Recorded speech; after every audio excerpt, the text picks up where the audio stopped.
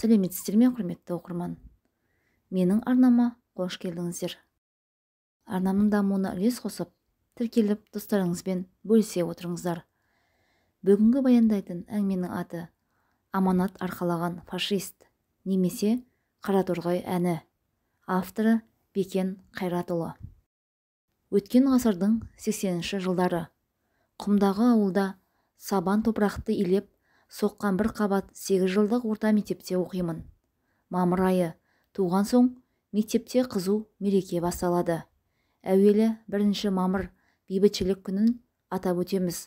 Одан кейін 9 мамыр жеңіс күні жетеді желпініп. Ауылда соғысқа қатысқан бар жоғы 7-8 ақсақал болушы еді. Біз оқып жүргенде 3-еуі тірітін. Бір қызығы, осы 3 ардагердің бірі Жанғали атамыз жеңіс күні мерекесіне бірде қатысып, бірде қатыспай шеттеп қалып жүреді. Неге олай? Бертінде, яғни 90-шы жылдардың ортасы институт бітірген соң өзім оқыған мектепте 4 жыл қызмет атқардым. Әрі мектептің тәрбие саласына жауапты болдым. Баяғы 9 мамыр жеңіс күнін желпінтіп атап өтуге бел байладық. Ауылда ардагер атаулыдан жалғыз тұяқ Жанғали атамыз қалыпты. Әдеттегідей ақсақалды кездесуге шақырдық. Келді. Әлі есімде. Ақ шалған биік қасын кере көтеріп, тобылғы таяғын омсына созып, еденнің жырығына тіреп отырды. Бозторғайдың балапанындай шүпірлеп отырған оқушыларды бір шолып өтіп, мәдени шараны жүргізуші маған бір қарады да, тамағын кернеп алып сөз бастады. Менің соғысқа қатысқаным рас, деп бір түйіп қойды.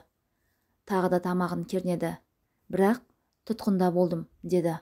Ақсақал осылай деді де үнсіз отырып қалды. Оқушыларға бәрібір селт еткен ешкім жоқ.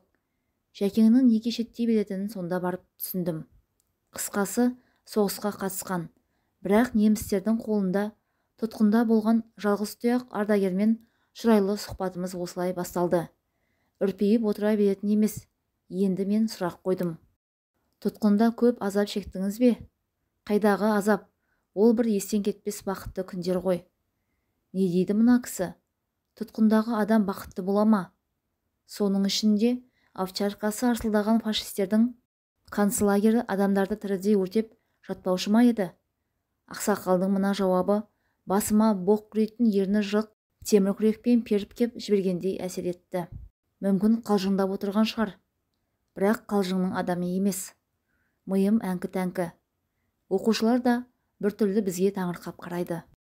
Түрмеде шаттық болмайтынын олар да білетін сияқты. Ақсақал, шын айтып отырсыз ба? Түрмеде бақытты болдым дегенді. Даусым біртүрлі дірілдеп, жерасты қылуетте зікірлетіп отырған сопының үнінде міңгірлеп шықты. Ардагер көрік кеудесін бір көтеріп алды да, рас айтам, деп нық түйді. Одан кейін бәрімізге, мен бәрін басынан баяндайын.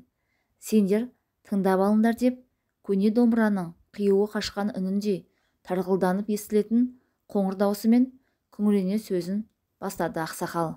Соғыс басталмай тұрып армияға шақырылдым. Арал станциясынан бізді отарбаға мінгізді. Бір апта жол жүрдік. Түн қараңғысында пойыздан түсірді. Орманға алып барды. Ол жерде жаяу әскер қосыны бар екен. Сонда орналастық. 1 жылдан соң соғыс басталды. Шайқасатын қару жоқ. 2 адамның ортасында бір мылтық. Кезектесіп атамыз. 4 күннің ішінде немістер ойранымызды шығарды. Қызыл әскерлер бөлініп орман кезіп кеттік. Не болып жатқанын адам біліп болмайды. Кешікпей қолға түстік. Немістер барлық тұтқынды жаяу айдап үлкен қалаға алып келді. Сол жерден іріктеп, дені сау, жілік майы бүтін жастарды эшелонға тиеп Германияға жөнелтті. Ішінде мен де кеттім. Тұтқындарды Германияның батыс жағында орын тепкен үлкен концлагерге алып келді. Онда жер асты және жер үсті 2 шахта бар екен. Қол аяғымызға кісен салып, тас қопартып қойды. Жұмыс ауыр. Бір күні барлық тұтқын жұмысшыларды жиып сапқа тұрғызды. Шамасы 10 мыңдай адам бар екен. Күн салқын. Оның үстінде арсылдаған ит жетектеген қарауылдар қаһарлы. Үлкен қаладан құдіретті бастық келіпті. Ол сонау шеттен бастап 4 қатарға орналасқан тұтқындарды жағалай сүзіп келеді. Саптың басында тұрған өзбек пе, қазақ па біреуді саптан шығарып, соститып тұрғызып кетті. Немістер ататын адамын осылай саптан шығарып алушы еді. Құдай сақтасын. Үлкен бастықтың қасында үйірлі қасқырдай бір топ офицер құрақ ұшып жүр. Тура мен тұрған тұсқа келгенде үлкен бастық шүйіліп тоқтай қалды. Еңгезердей адам екен. Жүзі тарқылданып, өңі қуқыл тартқан. Бірақ жанары нұрлы сияқты сезілді. Нөкерлерінің біріне мені нұсқап міңгір еткендей болды. Жұлқынып тұрған бір жендет желкемнен біреу ұстап, дедектетіп саптан алып шықты. Иманымды үйріп жібердім. Бірақ үлкен бастықтың көзі маған қарап күліп тұр. Қазақсың ба деп ақырып қалды. Қапелімде аузыма сөз түспеді. Өңім бе түсім бе, есеңгіріп тұрдым да қалдым. Үлкен бастық, ей қазақсың ба деймін саған, деп тағы ақырды. Мен қазақпын дедім. Үлкен бастық жымиып иек қақты. Бір офицердің жетегінде дедектеп кетіп барам. Дедектеген күйі штабтың екінші қабатындағы кең бөлмеден бірақ шықтым. Алдымда тағы 2 қазақ отыр.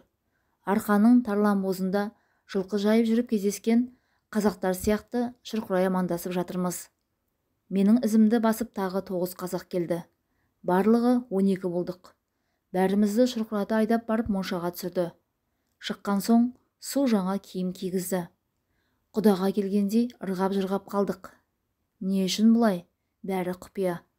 Ортамызда жасы 40-та шамасында Қарақалпақстанның бір қазағы бар еді. Өзі аңқаулау адам. Сол кісі мүмкін бізді тойдырып алып ататын шығар деп сақалын қырып мәз. Мұнда қандай құпия бар? Ана үлкен бастық қазақша қайдан біледі? Мүмкін қазақ емес пе өзі? Әй қайдам, көкшегір ақтарғыл қазақ болушы еді. Арада бір апта өтті. Тыңайып қалдық. Тамақ тоқ, киім көк. Немістер бізге бұрынғыдай оқты көзін атпайды. Жып-жылы қарайды. 7-ші күн дегенде бәрімізді жеңіл қарауылмен жүк машинаға отырғызып алып жүрді. Тағы бір үлкен қалаға келіп кірдік. Биік дуалмен қоршалған берік қорғанның ішіне әкеп түсірді. Қонақ үйге орналастырды. Тамақтандырды. Түс ауған соң қаздай тізілтіп алып жүрді. Кең сарайды өрлеп келеміз. Жағалай жасауыл, қырғын қарауыл. Түкпірдегі бөлменің есігі ашылды. Мәссаған, әнеугүнгі қазақша сөйлеген фашист көкеміз сонау төрде манаурап отыр. Таза қазақша. Кәне жігіттер, төлетіңдер, деп күліп қояды. Бізде құрақ ұшып, ассалауды бірінен соң бірін жіберіп жатырмыз. Бастық орнынан тұрып, белдігін түзеп алды да, кең кабинетте ерсілі-қарсылы адымдады. Кілт тоқтап, Қараторғай әнін білетіндерің бар ма? Дегені. Білеміз деп шу еттік. Бірінші боп мен сырдың Қараторғайын жібердім. Болғанда қасың қара, шашың сүмбіл, албырап 2 бетің жанар гүлгүл. Пейіштің гүл жазира сарайында сайраған тоты құстай сен бір бұлбұл. Салайын мен әніме Қараторғай, Қараторғай, бұрын аңғармаппын. Қараторғайдың түрі көп екен. Сырымбет жақтың бір жігіті арқаның Қараторғайына басты. Сонымен кезек-кезек Қараторғайлатып жатырмыз. Әрең тоқтадық. Фашист бастық үнсіз. Терең күрсініп ойланып отыр. Біршама етіміз үйренген соң, сіз кімсіз дегенді айттық. Бастық орнынан тұрды. Қасымызға келіп жайғасты. Сібір жақта тек қазақтар қоныстанған Қарасу дейтін ауыл бар.